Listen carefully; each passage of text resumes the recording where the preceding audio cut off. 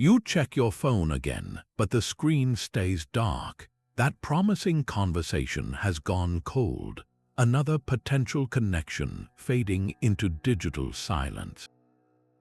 This cycle of hope and disappointment can feel exhausting, turning the search for companionship into a source of anxiety. But what if the problem is not the dating world itself, but the lens through which you view it? An ancient philosophy practiced by Roman emperors and modern leaders alike holds the key to a profound transformation. This is Stoicism, a practical framework built not for passive acceptance but for empowered action. By shifting your mindset and your actions, you can reclaim your dating life. By the end of this, you will possess 25 specific Stoic shifts designed to help you date with more purpose, confidence, and resilience. How would it feel to approach your next date not with nervousness but with unshakable inner calm? What if rejection lost its power to devastate you? The answers lie in understanding how to control only what you truly can and how to find the hidden opportunity in every setback. What is the one frustration you most wish would disappear from your dating experience? That silence from your phone holds no power over your inner peace. This is the first and most vital shift, the foundation upon which every other change is built. Stoicism draws a clear, unbreakable line between two realms. On one side are the things we cannot control, the external outcomes that so often cause us anxiety. On the other side are the things we can control, our own internal world. In dating, this distinction is everything. You have zero control over whether someone finds you attractive. You cannot force a reply to your message. You cannot dictate who swipes right or who decides to leave the conversation. Trying to control these externals is like trying to command the ocean tides with your bare hands. It is exhausting and ultimately futile, but your own actions, your own choices, they are your sovereign territory. You have absolute command over the profile you create. Is it authentic and thoughtful or generic and rushed? You control the effort you put into your messages. Are they personal and engaging, or are they low-effort copies sent to dozens of people? Most importantly, you control your reaction to every outcome. When a conversation fades, do you spiral into self-doubt, or do you acknowledge the disappointment and calmly move forward? This shift in focus is not about giving up. It is about concentrating your energy where it actually matters. The anxiety of modern dating comes from pouring your precious effort into things you cannot influence. What if instead you poured that same energy into being the most genuine, respectful, and engaged version of yourself? The outcomes may still vary, but your self-respect will remain unshaken. You will no longer be a passenger on a turbulent sea of other people's whims. You become the captain of your own ship, steady and focused, because your worth is no longer tied to the response you get, but to the character you display in the attempt. Your character remains steady as the captain of your ship, but the sea itself is still unpredictable. The next shift prepares you for those inevitable storms by having you face them before they even appear. This is the ancient Stoic practice of negative visualization, a mental exercise the Romans called premeditatio malorum. It sounds counterintuitive, but its purpose is profound freedom. You deliberately and calmly imagine the very disappointments you fear. Picture sending a thoughtful message that is never answered. Visualize a first date that starts with promise but ends with a polite good night and no further contact. Mentally rehearse hearing the words, "I just did not feel a connection." Now, here is the crucial part. As you play out this scenario in your mind, you do not stop at the disappointment. You follow the thread further. What happens next? Does your world end? Are you any less valuable as a person? Is your capacity for joy and connection permanently destroyed? The answer, of course, is a resounding no. You wake up the next morning, you drink your coffee, you go about your life, and you discover that you are still you, intact and capable. By visiting this potential future in your mind, you accomplish two powerful things. First, you disarm the event of its terrifying power. When you have already calmly faced the possibility of rejection, its actual arrival feels less like a shocking catastrophe and more like a familiar, manageable outcome you are prepared for. The sting is gone, replaced by a quiet acknowledgement. Second, and perhaps more beautifully, this practice radically enhances your appreciation for the good moments. When you have genuinely contemplated a date ending poorly, a date that goes well feels like a gift, not an expectation. You are no longer clinging desperately to a specific result, which allows you to be more present, more authentic, and genuinely more enjoyable to be around. This is not about cultivating pessimism. It is about vaccinating your mind against the shock of misfortune, so that whatever happens, you are never truly caught off guard. You move from fearing the waves to learning how to ride them, secure in the knowledge that you have already seen the other side and found it survivable. Riding the waves requires a strong internal compass, one you calibrate long before you even step onto the boat. We have focused on managing external outcomes, but a truly purposeful dating life must be built on something far more solid than just coping with rejection. It must be built on a clear and unwavering understanding of your own character. This is the third Stoic shift, defining your own virtues and values. The Stoics believed the ultimate good in life was to live virtuously, to act with excellence of character in every situation. But what does that excellence look like for you in the context of dating? It starts by getting brutally honest with yourself about your core values. Is it honesty, even when a little white lie might make you seem more appealing? Is it kindness, treating every person you meet with respect regardless of your romantic interest in them? Is it a commitment to personal growth, seeking a partner who challenges you to become better rather than one who simply flatters your ego? These are not abstract concepts, they are your personal constitution, the non-negotiable principles that will guide your choices. Imagine you are on a date and the conversation turns to a topic where your values are tested. Your date makes a cruel joke at someone else's expense. The old you, hungry for connection, might laugh along, compromising your value of kindness for a moment of social ease. But the you who has defined your virtues sees this clearly. That joke is not just a joke, it is a signal. It is information about a misalignment of character.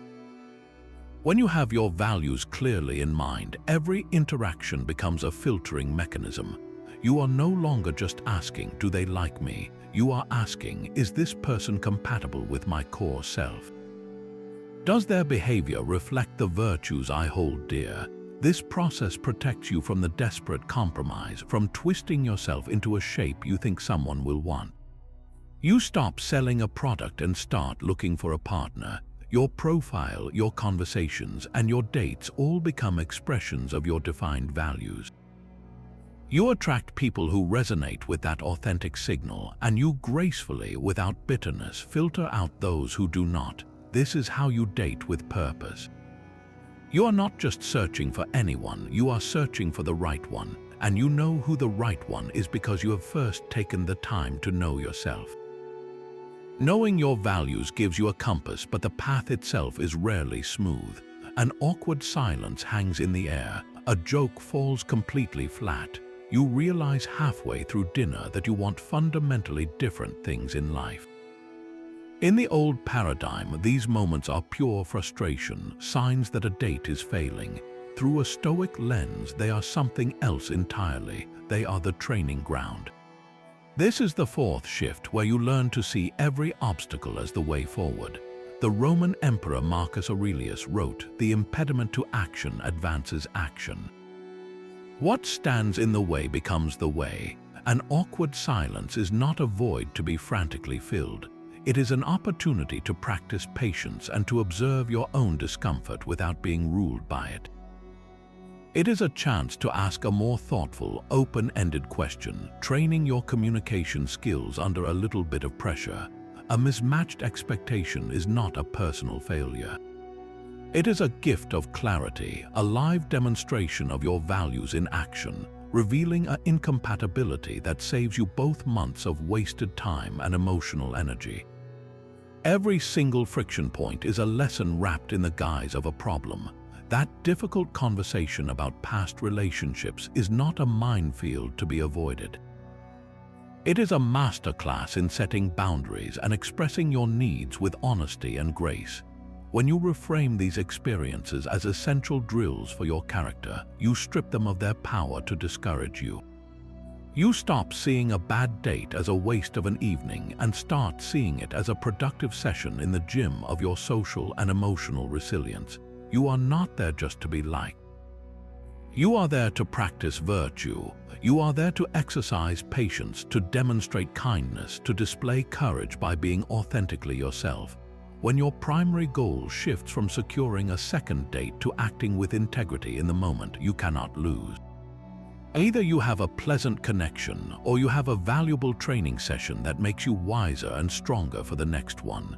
The obstacle, the very thing you feared, becomes the path that forges you into a more discerning, confident, and ultimately more attractive partner. A bad date is not a mistake in your story, it is an essential chapter. This is the heart of the fifth Stoic shift, embracing amor fati, which translates to a love of one's fate. The Stoic philosophers did not just advise us to endure what happens to us. They challenged us to love it, to welcome every single event, especially the difficult ones, as a necessary and beneficial part of our path. In your dating life, this is a radical act of reinterpretation. That ghosting, that awkward dinner, that painful rejection, you are being invited to not just accept it, but to embrace it. Why would you ever do that? Because each of these experiences is a precise, custom-fitted lesson. A rejection is not a judgment on your worth, it is a redirection. It is the universe, or simply the logic of cause and effect, steering you away from a connection that was not right for you, clearing the space for one that is. Think of it like a navigation system. When you make a wrong turn, the system does not scream at you that you are a terrible driver. It recalibrates, it says, rerouting. The rejection is that rerouting. It is an adjustment to your course, not a condemnation of your entire journey. Amor fati asks you to trust the path itself with all its bumps and detours. When you can look back at a dating experience that stung and genuinely feel a sense of gratitude for the clarity it brought you, you have unlocked a superpower. You are no longer a victim of circumstance buffeted by good and bad luck. You are the active author of your story, finding meaning and purpose in every single outcome. You begin to see your entire romantic history not as a series of failures and successes, but as a perfectly constructed curriculum designed to teach you exactly what you need to know about yourself, about others, and about what true compatibility really means. Loving your fate transforms the search for a partner from an anxious gamble into a purposeful and always educational adventure. Loving your fate frees you from resisting what is, but it also invites a new way of seeing the people standing right in front of you. The sixth Stoic shift asks you to suspend the rush to judgment and instead cultivate a profound curiosity. The Roman philosopher Epictetus offered a simple but life-altering reminder. We are not disturbed by events, but by the judgments we attach to them. In dating, our judgments are often instantaneous and merciless. A person's profile picture leads us to a story about their vanity. A delayed reply becomes evidence of their disinterest. A differing opinion on a movie is interpreted as a fundamental incompatibility. We filter and dismiss with the speed of a supercomputer, often before a real human connection has any chance to form. This is the tyranny of premature judgment, and it locks you out of countless possibilities. The Stoic alternative is to consciously withhold that final verdict. This does not mean ignoring red flags or compromising your core values. It means shifting from a mindset of criticism to one of understanding. Instead of judging a person for being quiet, get curious. Ask yourself what might have shaped their quiet demeanor. Perhaps they are thoughtful listeners, or maybe they have learned to be guarded. Instead of writing off a date because of their unconventional job, ask about their journey. Seek to understand the passion and the story behind the title. When you approach someone with genuine curiosity, you accomplish something remarkable. You stop interacting with a caricature you have created in your mind, and you start engaging with a complex, multifaceted human being. You begin to see their perspective, their struggles, their unique world. This practice of understanding over judgment is a gift you give to yourself as much as to others. It releases you from the exhausting work of constantly evaluating and categorizing everyone you meet. It makes every conversation, even a brief one, an opportunity for discovery. A date is no longer an audition where the other person is either cast or rejected. It becomes a shared exploration. You might still discover a fundamental mismatch, but that conclusion will come from a place of thoughtful understanding, not from a snap judgment based on superficial details. You will find yourself forming deeper, more authentic connections because people feel seen and heard, not just assessed. And in that space of mutual understanding, the potential for something real and lasting has room to finally grow. This profound curiosity dissolves the small judgments, but it requires a courage that can only come from a deeper source of clarity. There is a Stoic practice that sounds, at first, like the most morbid thought imaginable. Memento mori, remember you will die. This is not a dark obsession with the end, but a brilliant tool for illuminating the present, especially in your search for connection. The finite nature of your time is the most powerful motivator you will ever find. Imagine for a moment that you knew with absolute certainty that you had only 1 year left to live. How would you approach dating then? Would you spend months agonizing over a cryptic text message from someone who showed only lukewarm interest? Would you tolerate being treated with disrespect or indifference just to avoid being alone for a few weeks? Would you hold back your true thoughts and feelings, playing games to seem more aloof or more agreeable? The answer is a clear and thunderous no. The awareness of your limited time forces a beautiful and ruthless prioritization. You would seek out conversations that felt genuinely enriching. You would walk away from situations that drained your spirit without a second thought. You would have the courage to be unequivocally yourself because there is no time to waste building a facade. This is the power of memento mori. It is a tool to cut through the noise of modern dating anxiety. That fear of being too forward, of scaring someone away by showing real interest, it evaporates when you remember that your days are numbered. You begin to ask the questions that matter sooner. You state your intentions with more clarity. You invest your emotional energy only in those who demonstrate through their actions that they are worthy of it. Every moment you spend in a half-hearted connection or pining after someone who does not value you is a moment you are stealing from your own finite life. This practice is the ultimate filter for your time and attention. It does not make you rush or act desperately. It makes you act with profound intention. It shifts your focus from the fear of rejection to the far greater tragedy of a life lived inauthentically, of opportunities for real connection missed because you were too busy being afraid. Remembering that you will die is not a morbid end. It is the very thing that teaches you how to truly live and how to love with the time you have. That profound clarity about your limited time forces a deeper question, one that cuts to the very core of why you are searching for a partner in the first place. What are you actually looking for, and are you confusing the essential with the optional? The 8th Stoic shift is a practical exercise in disentangling your true needs from your superficial wants.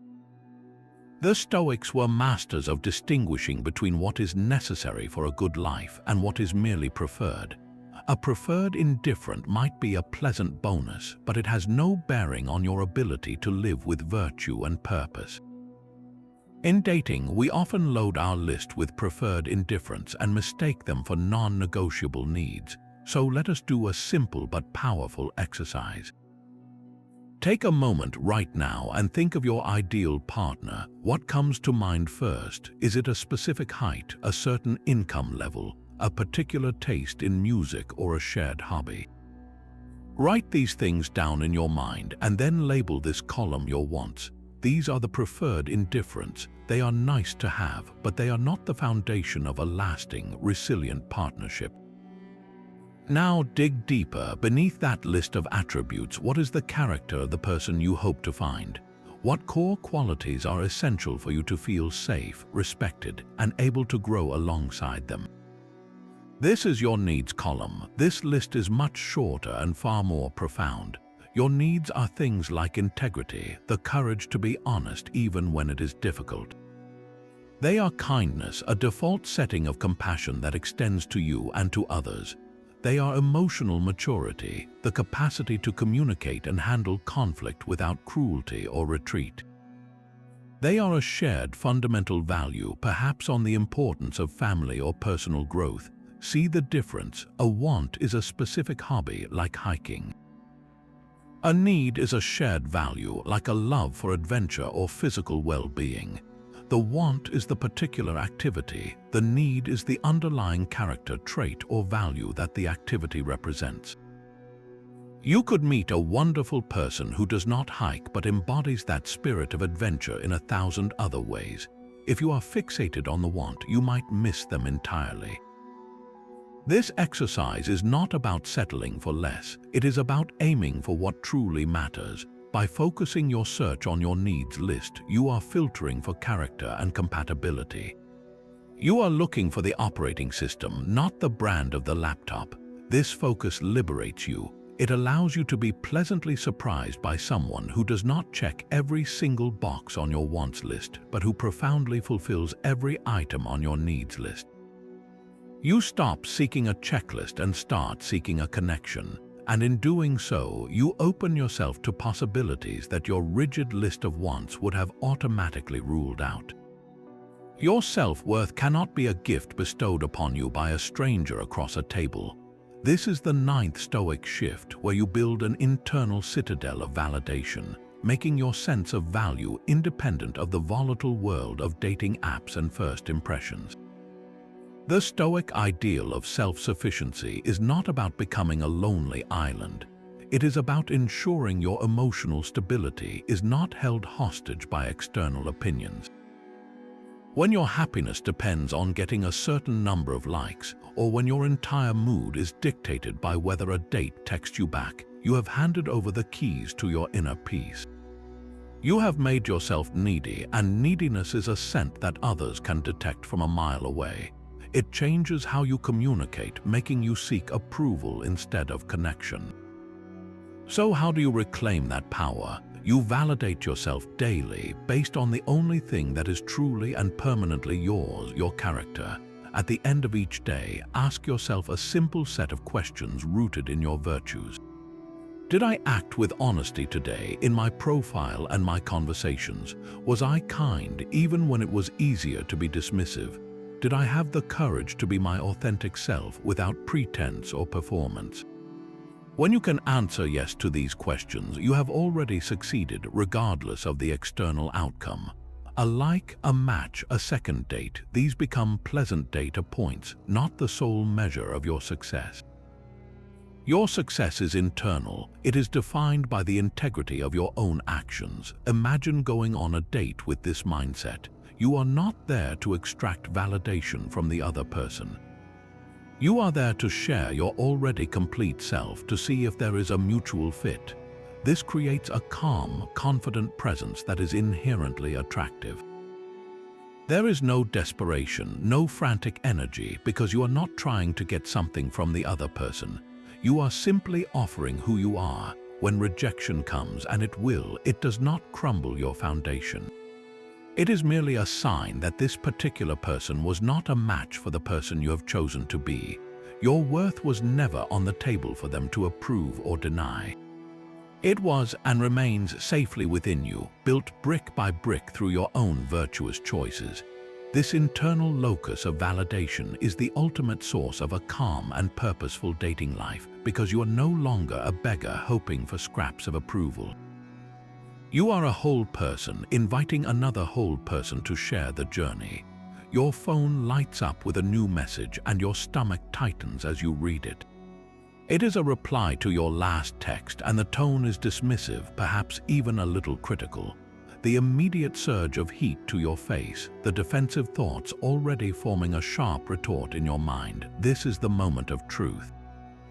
This is where the 10th Stoic shift comes to life, the crucial discipline of responding instead of reacting. The Stoics visualized a tiny, powerful space between the event that happens to you and what you do about it. In that sliver of time lies your entire freedom. A reaction is an emotional reflex, a knee-jerk explosion of anger, insecurity, or panic. A response is a conscious choice, a thoughtful action aligned with your character. When you receive that difficult message, the impulse is to fire back immediately. But what if you did not? What if you placed the phone face down on the table? You take one deep breath, then another. You walk away for 5 minutes, maybe 10. You allow the initial storm of emotion to crash and then recede. In that quiet space, you ask yourself a simple question rooted in your virtues. What would a person of integrity do here? Is the goal to win a petty argument, or is the goal to communicate with respect and seek understanding? Perhaps the message reveals a genuine incompatibility, and the most virtuous response is a calm, polite closure. The same principle applies when you are sitting alone in a restaurant, realizing you have been stood up. The first wave is embarrassment, then anger. The reactive path is to send a furious text or to internalize the event as proof of your own inadequacy. The responsive path is to pause. You acknowledge the disappointment, you feel the sting, but you do not let it dictate your actions. You choose to see it as information. This person's actions have told you everything you need to know about their character and their level of interest. Your virtuous response is not to chase or to chastise, but to calmly close that door and order yourself a good meal, reclaiming the evening for yourself. Every dating frustration is an invitation to practice this pause. By inserting that moment of choice, you stop being a puppet whose strings are pulled by every external event. You become the author of your actions, and in doing so, you protect your dignity and your peace. You act rather than being acted upon, and that quiet power will transform every interaction you have. The sharp sting of rejection is a universal human experience, but its meaning is entirely up to you to assign. You can interpret it as a verdict on your worth, a final judgment handed down from a court of one. Or you can see it through a Stoic lens as a simple and efficient form of redirection. This is amor fati in its most practical application, loving the fact that a door has closed because it saves you the trouble of trying to live in a room that was never built for you. Every no you receive is not a stop sign on your journey. It is a signpost clearly pointing you away from a path that leads to a dead end. Think of the last time you felt rejected. The initial pain is real, but with a little distance, can you see the gift hidden within it? That person who faded away after a few dates, they were not your person.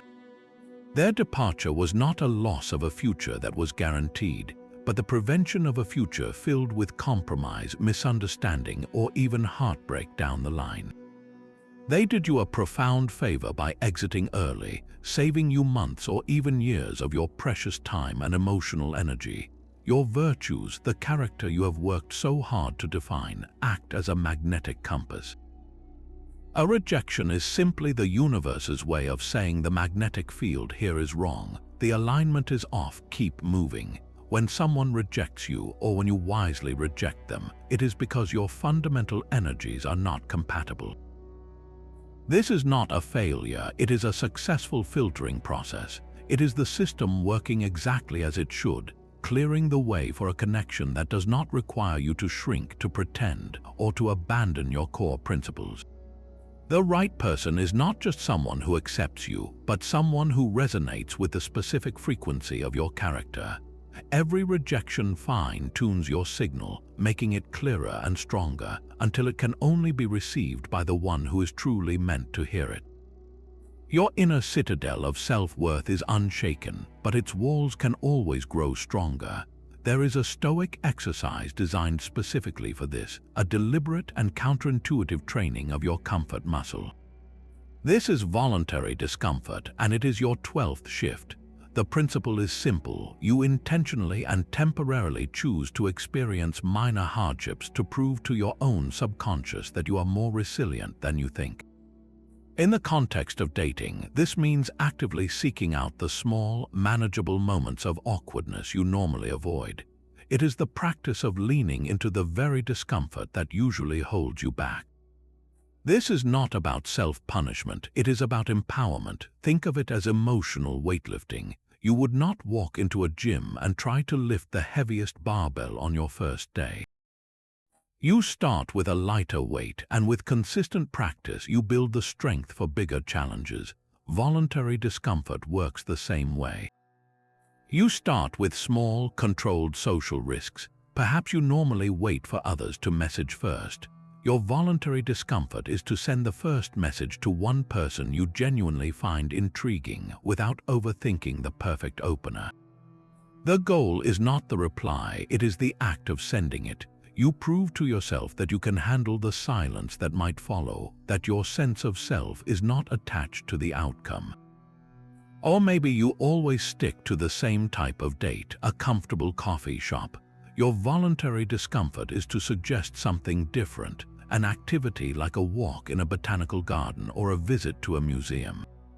The goal is not whether the activity is a smash hit, but that you willingly stepped into the unknown and survived. You are building your tolerance for social friction. Each time you voluntarily enter a slightly uncomfortable situation and come out the other side, you gather evidence. You see that the fear of the thing was almost always worse than the thing itself. That initial nervousness before starting a conversation, the brief awkwardness of introducing yourself, these sensations lose their power when you repeatedly demonstrate that you can move through them. Soon, what once felt like a mountain becomes a small hill. Your courage grows not because the fear disappears, but because your confidence in your ability to handle the outcome, any outcome, becomes unshakable. You are no longer dating from a place of avoiding discomfort, but from a place of curiosity and capability, ready to embrace the full, unpredictable experience of connecting with another person. A promise you keep to yourself is the first promise you are capable of keeping to anyone else. This is the 13th Stoic shift, where integrity becomes your daily practice, not just a lofty ideal. The Stoics placed immense value on keeping your word because it is the bedrock of trust, and trust is the only foundation upon which a real relationship can be built. This virtue is demonstrated not in grand declarations, but in the accumulation of small, consistent actions. It is the simple, often overlooked choices that reveal your character most clearly. You say you will be there at 7 o'clock, and you arrive at 7 o'clock. You promise to text someone to confirm plans, and you actually do it. These are not minor details. They are quiet, powerful signals of respect for the other person's time and for your own commitment. Every time you are punctual, you are communicating that this person matters, that this shared time is valuable. Conversely, every time you are late or flake on a plan without a sincere and timely explanation, you are sending a different message. You are saying your time is more important than theirs, or that your word is flexible, something that can be bent for convenience. This erodes trust before a connection has even had a chance to form. Think about the last time someone was reliably on time for you or followed through exactly as they said they would. It creates a sense of safety and predictability. You know where you stand. You can relax into the interaction because you are not constantly wondering if the other person will show up, either physically or emotionally. This reliability is a form of honesty in action. It is your character made visible. Now, what about when things genuinely go wrong? Your car will not start, a work emergency pops up. The Stoic virtue here is not robotic inflexibility, but honest and immediate communication. A quick, sincere message explaining the situation and apologizing for the delay is an act of integrity. It shows you are still in command of your commitment, even when circumstances are not in your control. You are managing the external event with the same respect you promised. This practice starts with you. Being reliable to yourself means setting a dating profile you can actually live up to, not a curated fantasy. It means setting boundaries for your time and energy and then honoring them. When you become a person of your word, you begin to attract others who operate with the same level of integrity. You stop tolerating the flakiness and ambiguity that is so common because you have built a personal standard.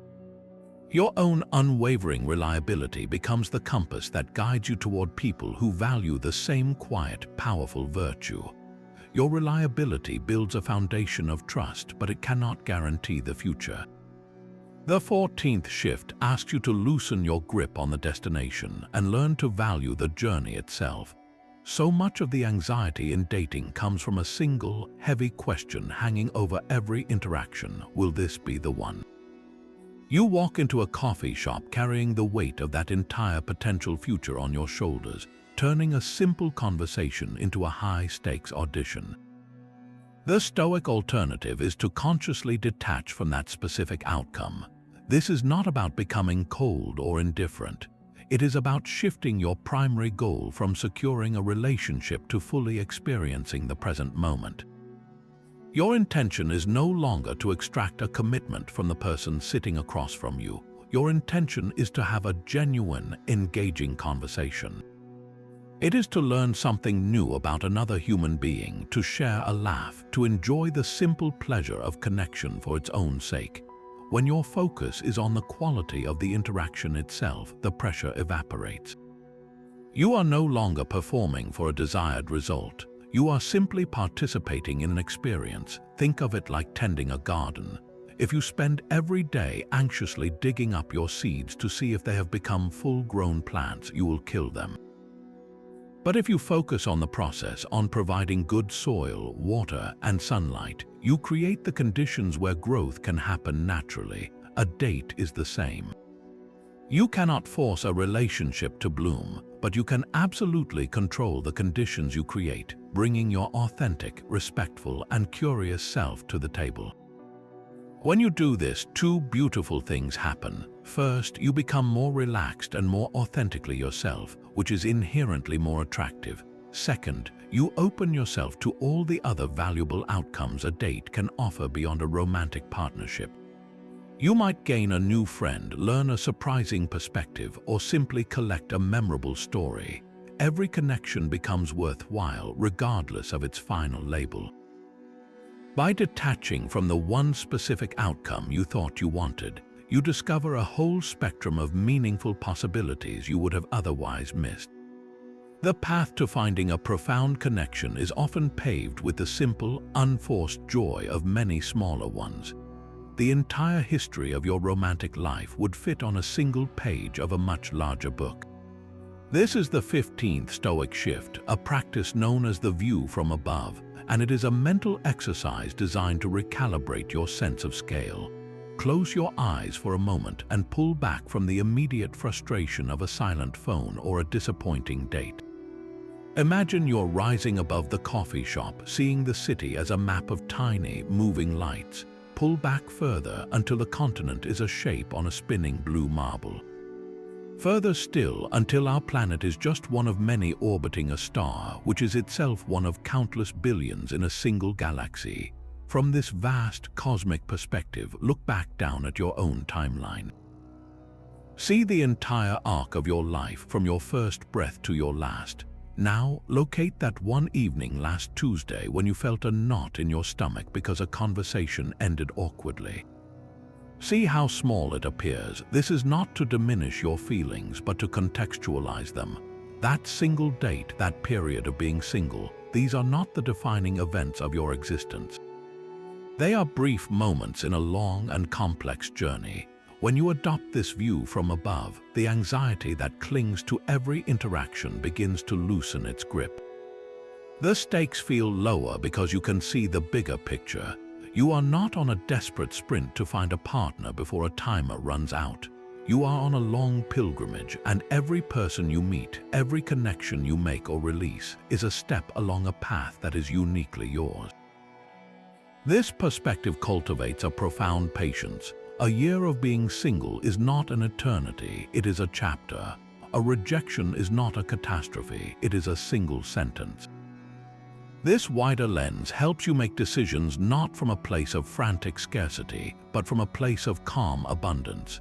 You can afford to be selective. You can afford to wait for the right connection, because you understand that a life well lived is measured in decades, not in dating app notifications.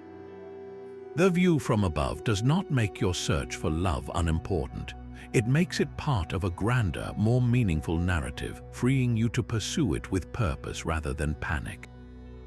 Your date is sharing a story about their family, but your own mind is already racing ahead, scripting a witty follow-up question or a relatable anecdote of your own.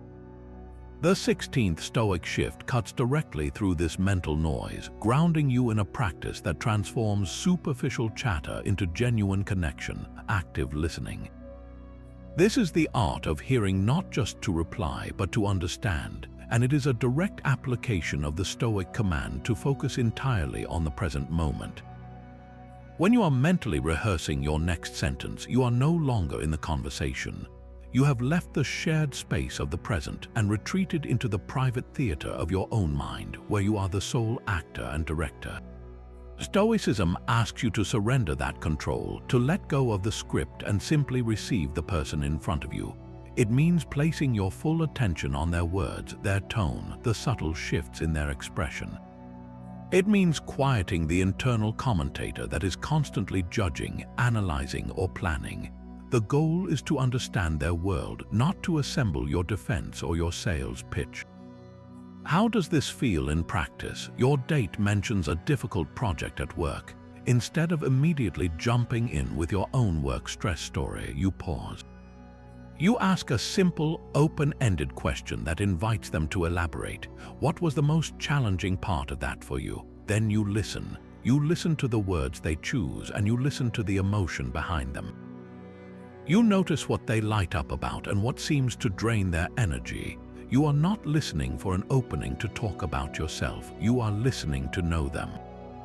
This level of engagement is a profound form of respect.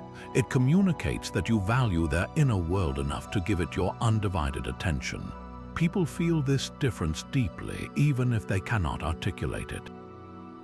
They feel heard and seen, which is a rare and magnetic experience. Furthermore, this practice liberates you from the performance anxiety of having to be clever or entertaining. Your only job is to be present and curious. The pressure is off. You discover that the most interesting conversations are not the perfectly scripted ones, but the authentic, meandering explorations that can only happen when two people are truly listening to each other. You stop trying to impress and start making a real impression, one built on the quiet, powerful foundation of mutual understanding. That tightness in your chest when you see their smiling photo with someone else is a familiar, unwelcome guest. Jealousy has arrived, and its first instinct is to whisper accusations, to breed suspicion, and to tighten your grip on the person you fear losing. But the Stoics would ask you to pause and listen more closely to that feeling. It is not your enemy, it is a messenger. This is the 17th shift, learning to reframe jealousy as a signal pointing directly to something within you that feels threatened or insecure. Your jealousy is almost never about the other person's actions, and almost always about your own internal narrative. The emotion itself is a raw, unprocessed piece of data about your fears and your values. When you feel that sharp pang, the first Stoic question is not, what are they doing wrong? The question is, what value of mine feels like it is under attack here? Is it your value of security, feeling threatened by the unknown? Is it your value of exclusivity, feeling diluted by outside attention? Or is it more deeply your value of self-worth, feeling that you must be in competition with others for love and validation? Your jealousy is a flare illuminating a hidden insecurity you have the power to address. Perhaps you see your date actively engaging with others on a social app. The reactive path is to demand they delete the app or to retreat into cold silence. The responsive path is to turn the spotlight inward. Your jealousy signals that you value commitment and focused attention. That is a beautiful value to hold. The problem arises when you try to force another person to fulfill that value for you, instead of first cultivating it within yourself. The Stoic work begins with self-reflection, not accusation. You ask yourself, does my sense of worth depend on being this person's sole focus? If so, that is the core issue to solve, not their behavior. This reframing transforms jealousy from a destructive force into a tool for self-awareness and honest communication. Instead of leading with an accusation, you can lead with a vulnerable admission rooted in your values. You might say, I noticed I felt a bit insecure when I saw that, and it made me realize how much I value clear communication about where we stand. This shifts the conversation from a battle of blame to a shared exploration of needs and boundaries. Your jealousy, that ancient primal alarm, becomes a teacher.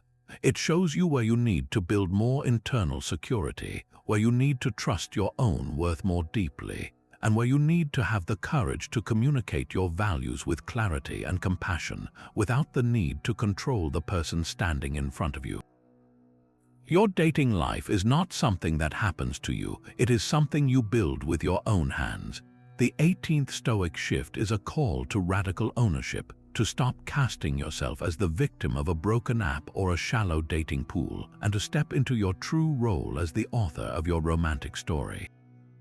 It is far easier to blame the platform for showing you the wrong people, to complain that no one interesting lives in your city, or to resent others for not meeting your expectations. But this external blame is a cage, and it locks you in a state of passive frustration. The Stoics would remind you that your power does not lie in changing the entire sea, but in learning how to sail your ship skillfully across any water. The first step is to take full responsibility for the experience you are currently having. Are your conversations feeling repetitive and dull? The question is not, why is everyone so boring? The question is, what kind of questions am I asking that could be inviting more thoughtful replies? Are you consistently attracting people who seem emotionally unavailable? Instead of blaming them, look inward. What signals are you sending, perhaps unconsciously, that make you a magnet for that specific dynamic? This is not about self-blame, it is about empowering self-audit. Taking responsibility means recognizing that you are an active participant in every interaction. You chose the photos for your profile, you crafted the bio. You decided to send that low-effort message or to invest the time in a personalized opener. You are the one who accepts a date with someone whose values seem misaligned with yours, hoping it will be different this time. When you fully own these choices, you reclaim your power to change them. You are no longer a passive consumer of a dating service, waiting for the algorithm to deliver your perfect match. You become the architect, proactively designing your approach. This could mean deleting your profile for a month to reset your mindset, or it could mean courageously asking a friend to introduce you to someone they think you would genuinely like. It means choosing to go to a social event aligned with your interests, not just to find a date, but to practice connecting with people in the real world. The quality of your dating life is a direct reflection of the energy, intention, and responsibility you are willing to invest. Stop waiting for the world to deliver you the perfect partner on a silver platter, and start building the dock where the right ship can finally land. The richest conversations you will ever have are the ones you hold with yourself.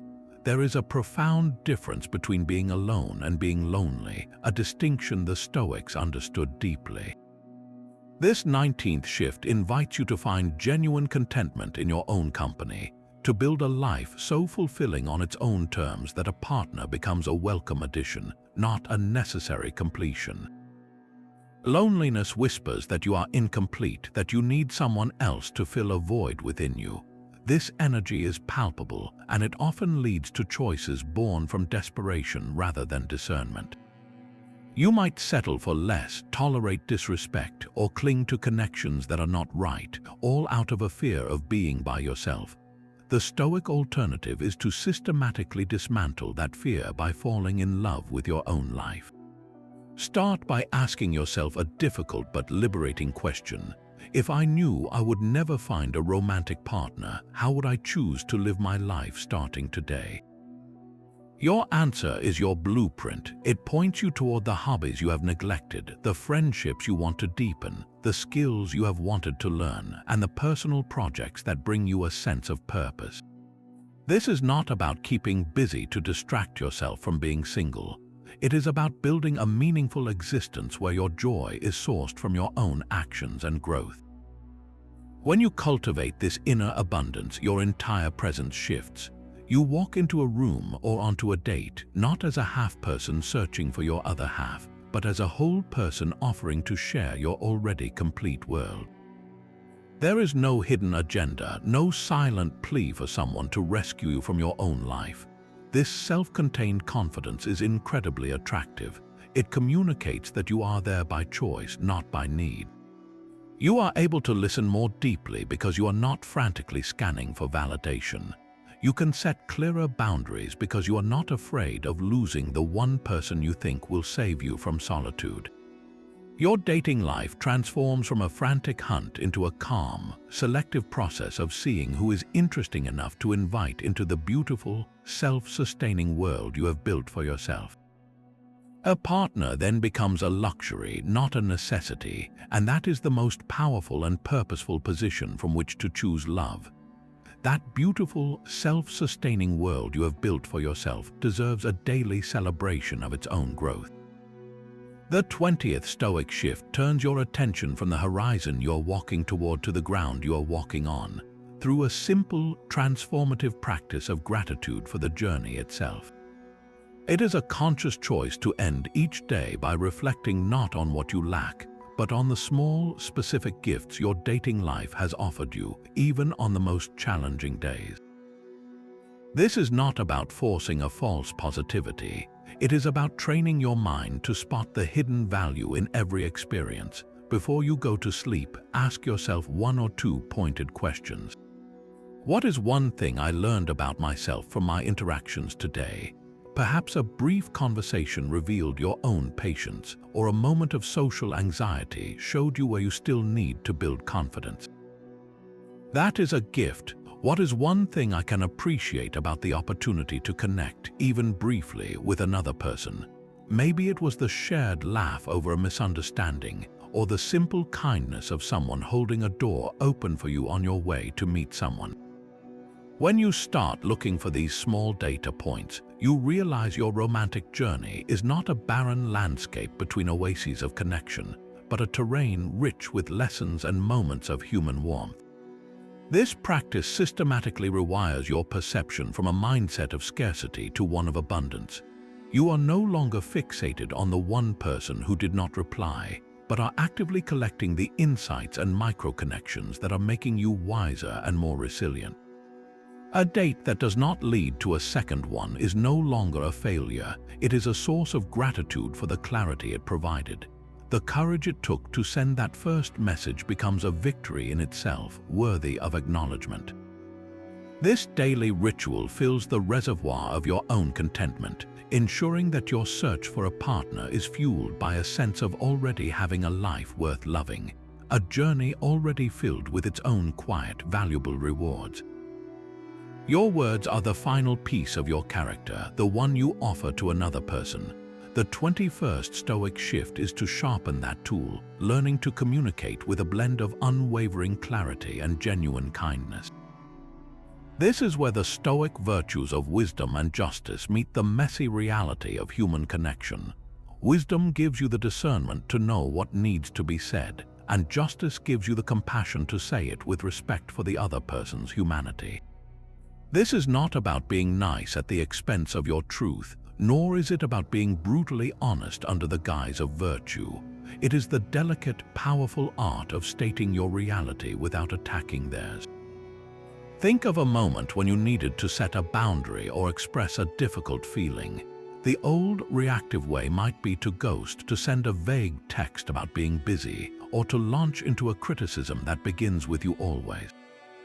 The Stoic way is to pause and ask two questions. What is the most truthful version of my experience here, and how can I express it without causing unnecessary harm? Clarity without kindness is brutality. Kindness without clarity is a fog that leaves everyone lost. You must have both. For example, you go on a few dates with someone and realize you do not feel a romantic connection. The unclear and unkind approach is to simply vanish, leaving them wondering what happened. The clear and kind approach is to send a brief, honest message. You might say, "I have really enjoyed our conversations, but I do not feel the romantic spark I am looking for to move forward. I wish you the very best." This statement is clear about your position. It is rooted in your own experience without blaming them, and it closes the loop with warmth. It treats the other person with the dignity they deserve. The same principle applies when you are on the receiving end of a difficult message. The Stoic response is not to retaliate with sarcasm or anger, but to receive it with the same grace you would hope to project. You thank them for their honesty, you acknowledge the disappointment, and you move forward. This practice protects your integrity above all else. You walk away from every interaction knowing you acted justly, that you used your words as an instrument of your character, not as a weapon of your ego. Every clear and kind communication, whether it leads to a deeper connection or a respectful parting, is a brick in the unshakable foundation of your self-respect. A suitcase filled with rocks from every path you have already walked makes for a heavy burden on a new journey. That weight is your past dating history, and the 20-second Stoic shift asks you to finally set it down. The philosophy draws an unbreakable line around the present moment, declaring the past to be utterly outside your sphere of control. You cannot change a single word that was said, a single promise that was broken, or a single heartache you endured. To carry resentment or hurt from those finished chapters is to chain yourself to a ghost, allowing what is dead to dictate the possibilities of what is still alive. Every time you enter a new conversation with the expectation that this person will be just as flaky as the last, you are not protecting yourself. You are projecting a story onto a blank page, ensuring you will never get to read what was actually written there. Your past experiences are valuable data, yes, but they are not a prophecy. The work is to learn the lesson without holding onto the bitterness. That person who was emotionally unavailable taught you the value of clear communication. The one who ghosted you taught you the importance of closure. Extract the wisdom and then, with a conscious act of will, release the emotional charge. This is not about pretending the hurt never happened. It is about acknowledging that it did, and then choosing to no longer let it live rent-free in your mind, shaping your present reactions. When you truly accept that the past is an immutable country you can never return to, you free up all the energy you are spending on wishing it were different. You can pour that energy into being fully present with the person sitting across from you now, listening to them with fresh ears, seeing them for who they are and not as an actor in a play you have already written. You give a new connection the one thing it needs most to grow, a clean slate and your undivided attention. Every person you invite into your life, even for a single conversation, arrives with a lesson. This is the 23rd Stoic shift, a profound reframing where you begin to see every single date not as a potential partner, but as a teacher in disguise. Each person is a living, breathing case study, offering you a unique curriculum designed to accelerate your growth. Your only job is to approach them with the humble curiosity of a student ready to learn. A date who talks exclusively about themselves is not a bore. They are a masterclass in teaching you what you value in a balanced conversation. They are showing you in real time that you need a dynamic exchange of ideas, not a monologue. This realization is a gift, a piece of data that sharpens your understanding of your own needs. The person who is kind but lacks ambition is not a failure. They are a lesson in distinguishing between character and life direction. They teach you that while kindness is a non-negotiable virtue, shared vision for the future is equally critical for long-term compatibility. You learn to appreciate their goodness while also honoring your own need for a partner with aligned goals. Even the person who ghosts you after a seemingly perfect evening is one of your most important teachers. They do not teach you about your worth. They teach you about the complex, often hidden realities of other people's lives and emotional availability. The lesson is in learning to detach your self-assessment from behaviors that have everything to do with them and nothing to do with you. This mindset transforms the entire landscape of dating from a high-stakes performance into a fascinating field research project. You are no longer there to pass or fail. You are there to gather information, to ask questions, to observe your own reactions, and to take notes on what you discover. When a date ends, the most important question shifts from "Did they like me?" to "What did I learn?"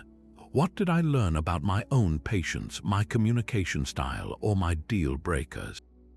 What did I learn about the incredible diversity of human desires and fears? Every interaction, regardless of its duration, deposits a small piece of wisdom into your account. Over time, these lessons compound, giving you a level of discernment and self-awareness that no amount of passive waiting could ever provide. You stop seeing dead ends and start recognizing a beautifully winding path of education, where every person you meet leaves you wiser than you were before. Your teachers have all brought their unique lessons, and now you hold the final exam. All the insights you have gathered, the clarity you have forged, and the character you have built must now be distilled into one guiding document, your personal mission statement for dating with purpose. This is not a list of demands for a future partner, but a declaration of intent for your own actions. It answers the most fundamental question: why am I doing this? A mission statement built on Stoic principles is ruthlessly honest and internally focused. It defines success not by the outcome of finding someone, but by the integrity of your own search. To write yours, find a quiet moment and ask yourself 3 questions. First, what is my primary intention in dating right now? Be specific. Is it to find a committed life partner, to enjoy the process of meeting new people without immediate pressure, or to heal from a past hurt and learn to connect again? There is no wrong answer, only the necessity of truth. If your intention is personal growth, then every date is a success if you learn something new about yourself, regardless of whether you see the person again.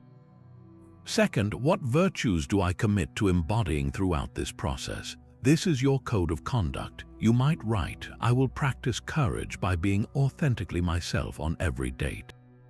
I will exercise justice by treating every person with kindness and respect. I will cultivate wisdom by listening more than I speak. Third, what are my non-negotiable boundaries, the lines I will not cross for the sake of connection? This is the practical application of your values. Your boundary might be, I will not tolerate disrespectful language, or I will not compromise my core life goals to fit into someone else's plan. When you combine these 3 elements, you have a constitution for your romantic life. Your mission statement might read something like, my purpose in dating is to find a life partner who shares my core values of integrity and curiosity. I will approach this search with honesty, courage, and patience, and I will honor my boundaries around communication and mutual respect. I define success as acting in alignment with these principles, trusting that the right connection will be a natural result of this authentic pursuit. Write it down, keep it where you can see it. Let this statement be the lens through which you view every profile, send every message, and sit through every conversation. When your actions are aligned with a purpose you have consciously defined, the noise of the dating world fades into the background. You are no longer drifting, pushed by the currents of hope and disappointment. You are navigating with a chart you drew yourself, moving with a confidence that comes from knowing exactly why you set sail. A mission statement gives you direction, but the final shift returns you to the very first principle, now seen with the wisdom of all the others. Your circle of influence is the space where your power truly lies, the subtle but crucial difference between trying to control the uncontrollable and masterfully influencing what you can. You cannot command a date's feelings or force a connection to spark. Attempting to do so is like trying to paint a masterpiece by gripping someone else's hand and moving the brush for them. The result is never authentic, and the effort leaves you both exhausted, but you have immense power to create the conditions where something real can grow. Your warmth is a choice. Your decision to listen with genuine curiosity is an action. Your courage to be authentically yourself without a filter or a performance is a powerful influence on the entire dynamic of the interaction. This is not about manipulating an outcome. It is about focusing your energy on being the best possible version of yourself, right here, right now. When you are fully present, asking thoughtful questions and sharing your own thoughts with honesty and a touch of vulnerability, you are not controlling the other person's response. You are influencing the shared space between you, filling it with respect and openness. Think of it like tending a campfire. You cannot force the fire to roar, but you can diligently gather dry wood, arrange it carefully, and provide a steady, nurturing flame. You create the ideal environment for a strong fire to catch. If it does not, it was never about the quality of your effort, but about the fundamental nature of the wood. Your only job is to be the best fire tender you can be. By focusing exclusively on your circle of influence, you release the desperate need for a specific result. You stop trying to read their mind or tailor your personality to what you think they want. Instead, you pour all of your attention into the one thing you can always govern: your own conduct. You walk into every interaction with a simple, powerful intention: to be warm, to be curious, and to be real. The outcome is then free to be whatever it needs to be, and you are free to accept it with the quiet confidence of someone who knows they showed up fully, leaving no part of themselves behind. These 25 shifts are not a checklist for finding the perfect partner, but a blueprint for building an unshakable you. Dating with purpose is not a destination you reach when you finally meet the right person. It is the quality of the entire journey, a journey defined by your own growth in virtue, resilience, and intentional action. You are not just searching for a connection, you are forging the character capable of sustaining one. The real transformation happens not when someone else chooses you, but when you consistently choose integrity over insecurity, courage over comfort, and self-respect over desperate validation. The person you become along the way is the ultimate prize, a partner worthy of the love you hope to find. Which of these 25 shifts landed with the most force in your own life? Was it the quiet power of defining your values or the liberating practice of negative visualization? Share the one that changed your perspective in the comments below. Your journey continues with every conscious choice you make.